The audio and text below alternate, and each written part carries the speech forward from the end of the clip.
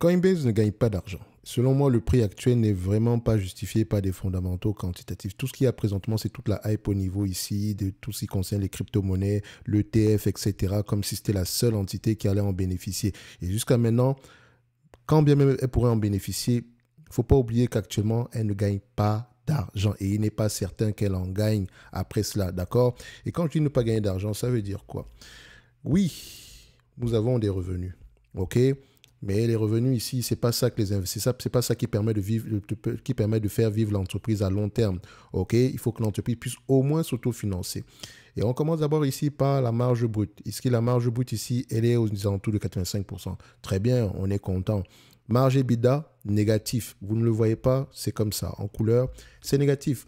Mais attention, il faut remarquer une chose, c'est de moins en moins négatif. Mais quand même, ils perdent de l'argent. Ok, jusqu'à partir de quelle période on va commencer à avoir des EBITDA positifs? Et il faut également se poser la question, quel est l'objectif de management par rapport à ces marges EBITDA là. OK? Ça ne sert donc à rien d'aller regarder les net income et les free cash flow parce qu'il y a de grandes chances que ce soit négatif. Mais ici, comme par magie, on a des free cash flow positifs qui sont... Et ça, par contre, c'est très faux. Si on va regarder les rapports financiers de cette compagnie, on va se rendre compte qu'on a il y a certainement ici des SBC, donc qui vont les stock-based compensation, qui vont se retrouver à peu près à ce niveau-ci, d'accord? Donc je pense qu'ils vont le mettre ici, dans operating cash flow, ils vont le mettre à peu près à ce niveau-ci, ok? Donc ça peut avoir un impact positif sur la compagnie. Or, ce n'est pas des cash flows, c'est de la dilution, point barre. OK? Donc, dites-vous ici que qu'est-ce qui augmente également le nombre d'actions? C'est totalement normal. Donc, combien de fois les bénéfices je vais payer pour un business pareil? Je repère d'abord le secteur d'activité. Et on va essayer de l'évaluer ici par rapport aux revenus. D'accord? Donc, le price to sales. Donc, ce que je vais faire, c'est une compagnie américaine. Donc, je vais ici à Financial Service, Capital Market. C'est ça. Donc, je retrouve toutes ces entités-là dans le capital market. Vous voyez, on a déjà analysé SP Global, Goldman Sachs, Charles Schwab, CM Group. Donc, je pense que j'ai fait toute cette liste-là.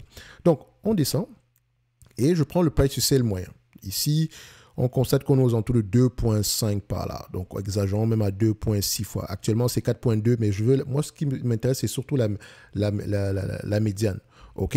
Comme vous pouvez le voir ici, en médiane, on a 2,4. En moyenne, on a 2,49. Donc, 2,4 à médiane, ça veut dire quoi? Ça veut dire que je ne paye pas plus de 2,4 fois les revenus.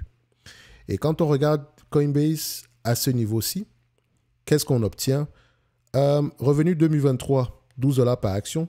Je parle bien de revenus par action. 2024, $13,84 par action. 2026, $9,68 par action. On veut avant tout investir dans un business qui a des revenus à peu près stables.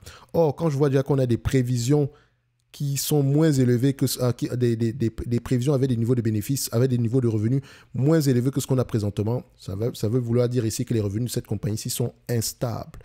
Et si les revenus sont instables, il faut faire attention. Comme vous pouvez le voir ici, elle a gagné beaucoup d'argent en 2021 et actuellement, aujourd'hui, on est à 2,6 milliards sur les 12 derniers mois pour une compagnie de croissance. Tout simplement parce que la spéculation sur les crypto-monnaies est très positive pour Coinbase. OK? Donc, ici, en termes d'évaluation, ça va donner quoi? Extrapolons même un tout petit peu. Admettons, disons-nous qu'elle va avoir du $14 par action ici en termes de revenus, mais tu ne payes pas 2,4 fois ici. Disons même qu'il n'y a pas de dette nette, je ne paye pas plus de $33,60 ici. Et comment est-ce que je vais justifier un prix à $160?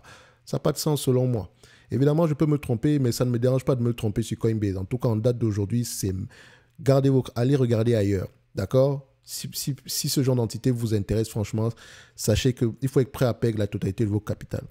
Bref, il n'est pas exclu que le prix continue à augmenter, le prix de l'action, mais nous, en date d'aujourd'hui, qu'est-ce qui pourrait justifier l'augmentation de ce prix-là?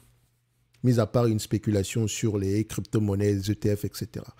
En tout cas, ce n'est que mon point de vue et non un conseil d'investissement. Comme d'habitude, je me réserve le droit de me tromper. En lien dans la description de la vidéo, vous avez les notes d'analyse avec accès gratuit jusqu'au 29 du mois de février 2024. On se donne rendez-vous sur la prochaine vidéo. Merci.